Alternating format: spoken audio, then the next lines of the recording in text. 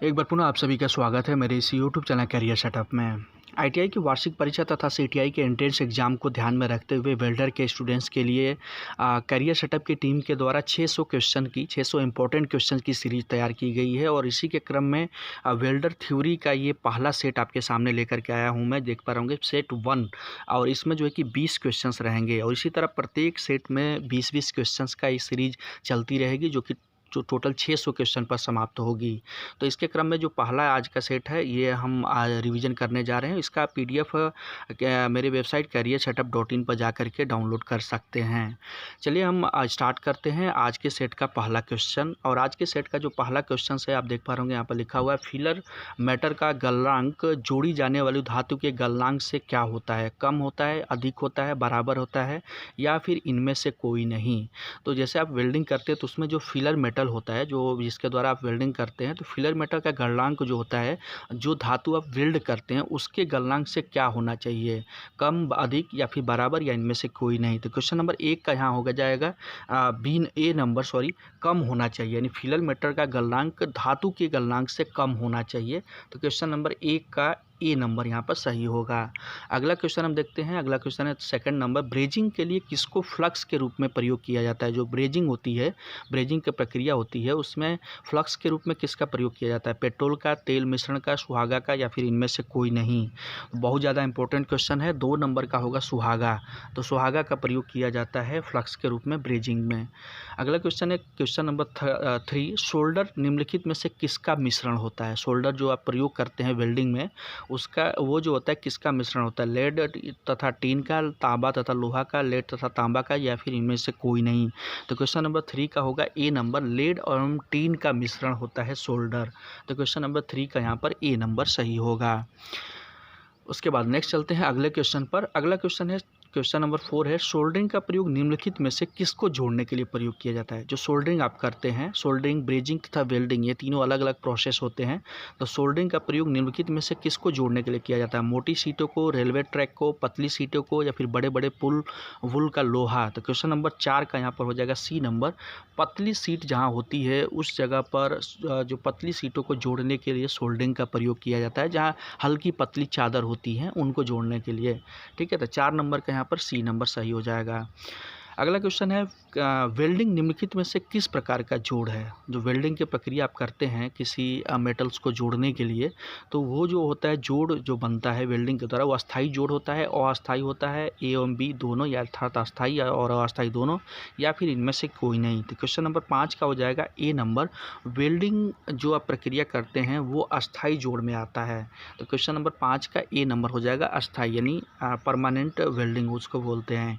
Question number 5 का ए। अगला question है क्वेश्चन नंबर 6 है, नट व बोल्ट के जोड़ के प्रयोग के लिए होता है।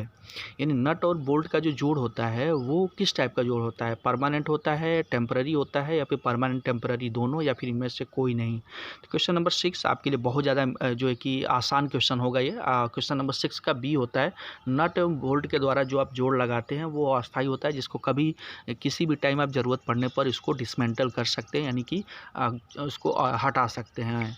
क्वेश्चन नंबर अगला देखते हैं 7 है आपके सामने, सिलेंडर में गैस का रिसाव का पता किसके द्वारा लगाया जाता है। सिलेंडर में से अगर गैस का रिसाव हो रहा है तो आप किसके द्वारा उसका पता लगाते हैं, ऑक्सीजन गैस से, पेट्रोल से या साबुन के घोल से या फिर गैस के महक से।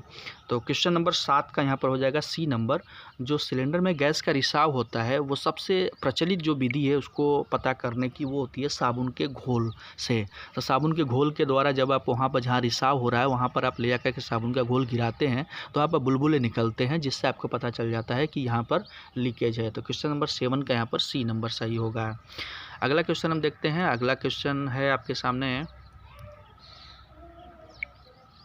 नेक्स्ट क्वेश्चन नंबर 8 है, तापमान सबसे अधिक किस में होता है, सोल्डरिंग में होता है, ब्रेजिंग में होता है, वेल्डिंग में होता है या फिर सबका एक समान होता है। बहुत ज़्यादा इंपॉर्टेंट क्वेश्चन है। क्वेश्चन नंबर 8 का यहाँ पर सी नंबर होगा। सबसे ज़्यादा जो टेम्परेचर की ज़रूरत होती है वो वेल्डिंग में होती है, यानी वेल्डिंग में ज़्यादा जो टेम्परेचर की ज़रूरत होती है। तो क्वेश्चन नंबर 8 का सी नंबर यहाँ पर सही हो जाएगा।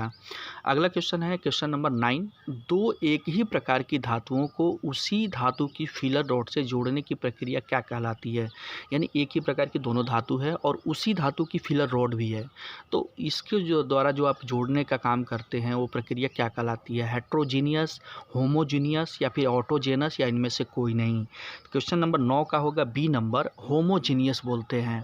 क्वेश्चन नंबर 9 का बी, यानी अगर एक ही प्रकार की धातु भी है और फिलर रॉड भी उसी धातु की है तो ऐसे जो जोड़ होते हैं उसको होमोजीनियस बोलते हैं। अगला क्वेश्चन है स्पॉट वेल्डिंग निम्नलिखित में से किस प्रकार की वेल्डिंग है। स्पॉट वेल्डिंग आपको पता होगा। स्पॉट वेल्डिंग मतलब जगह जगह पर थोड़े थोड़े गैपिंग देकर के वेल्डिंग की जाती है, तो इसको ऐसे वेल्डिंग को स्पॉट वेल्डिंग बोलते हैं। तो यहाँ पे स्पॉट वेल्डिंग के लिए पूछा है किस प्रकार की वेल्डिंग है, प्रेशर टाइप की, वॉल्यूम टाइप की, इंडक्टेंस, इनमें से कोई नहीं। तो क्वेश्चन नंबर 10 का हो जाएगा ए नंबर। स्पॉट वेल्डिंग जो होती है प्रेशर टाइप की वेल्डिंग होती है। क्वेश्चन नंबर 10 का ए नंबर सही होगा।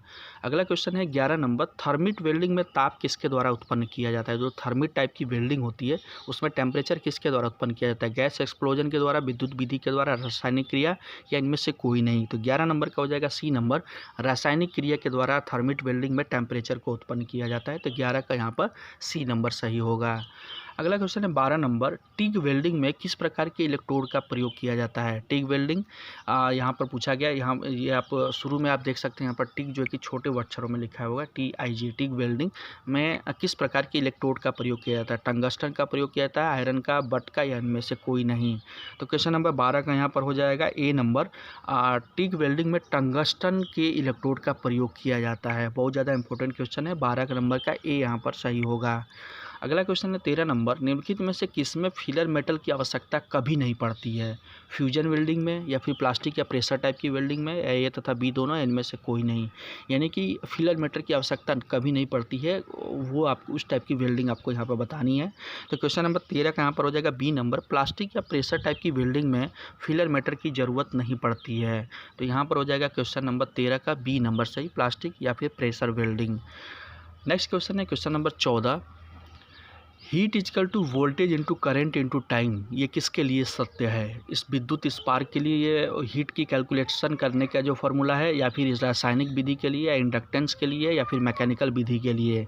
तो क्वेश्चन नंबर 14 का यहाँ पर है ए नंबर, विद्युत स्पार्क के लिए अगर आपको हीट की कैलकुलेशन करनी है तो ये फार्मूला यूज किया जाता है, वोल्टेज, करेंट एंड टाइम। ठीक है, तो 14 नंबर का यहाँ पर ए नंबर सही हो जाएगा। अगला क्वेश्चन है 15 नंबर, निम्नलिखित किस वेल्डिंग में धातु के किनारे पिघलाए नहीं जाते हैं। फ्यूजन वेल्डिंग में या फिर रेजिस्टेंस वेल्डिंग में, ए तथा बी दोनों, इनमें से कोई नहीं। तो 15 का यहाँ पर बी होगा। रेजिस्टेंस वेल्डिंग में जो वेल्डिंग करते हैं हम, तो इसमें धातु के किनारे को पिघलाने की ज़रूरत नहीं पड़ती है। तो 15 का यहाँ पर हो जाएगा B number, resistance welding. Next question है आपके सामने 16 नंबर, निम्नलिखित में फ्लक्स के रूप में किसका प्रयोग किया जाता है। रेत, नमक, सुहागा या फिर ये सभी। तो फ्लक्स के इनमें से किसका जो कि प्रयोग फ्लक्स के रूप में किया जाता है, ये पूछा गया है। तो 16 नंबर का यहाँ पर सही हो जाएगा डी नंबर, ये इन सभी का प्रयोग फ्लक्स के रूप में किया जाता है। रेत का भी प्रयोग किया जाता है, नमक का भी और सुहागा का भी। तो यहाँ पर क्वेश्चन नंबर 16 का डी नंबर सही होगा। नेक्स्ट क्वेश्चन है 17 नंबर, किस विधि द्वारा फेरस तथा नॉन फेरस दोनों प्रकार की धातुओं को आसानी से वेल्ड किया जा सकता है।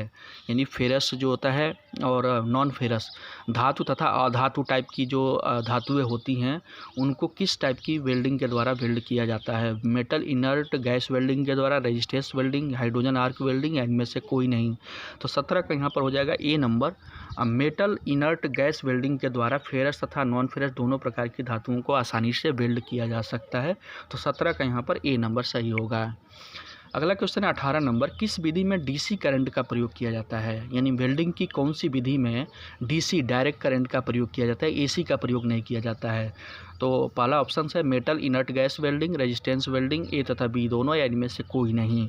तो 18 का यहाँ पर हो जाएगा A number, metal inert gas welding में डीसी टाइप के करंट का प्रयोग किया जाता है। तो क्वेश्चन नंबर 18 का ए नंबर सही होगा। नेक्स्ट क्वेश्चन है 19 नंबर, निम्नलिखित में से किस विधि का द्वारा पाइपों को जोड़ा जाता है। यानी जो दो पाइपें हैं उनको जोड़ना हो अगर, तो किस टाइप की विधि का प्रयोग किया जाता है। रेजिस्टेंस वेल्डिंग का, सबमर्ज्ड आर्क वेल्डिंग, ए तथा बी दोनों, इनमें से कोई नहीं। तो 19 का यहाँ पर हो जाएगा B number, submerged arc welding के द्वारा दो पाइपों को जोड़ने की प्रक्रिया की जाती है। तो 19 का यहाँ पर बी नंबर सही होगा। और नेक्स्ट जो कि लास्ट क्वेश्चन है आज के इस सेट का, और इसी तरह से अगला सेट भी आपको मिलेगा जिसमें कि 20 क्वेश्चंस जो कि सेकंड सेट में होंगे। उसी तरह के आगे के जो सेट होंगे अपलोड होते रहेंगे। इसलिए अगर आप मेरे चैनल पर पहली बार विजिट कर रहे हैं तो मैं आपसे रिक्वेस्ट करूँगा वीडियो को देखने के बाद चैनल को सब्सक्राइब तथा साथ में बेल आइकन पर क्लिक जरूर कीजिएगा। चलिए नेक्स्ट क्वेश्चन है 20 नंबर, वेल्डिंग में ऑक्सी हाइड्रोजन फ्लेम क्यों लाभदायक होती है?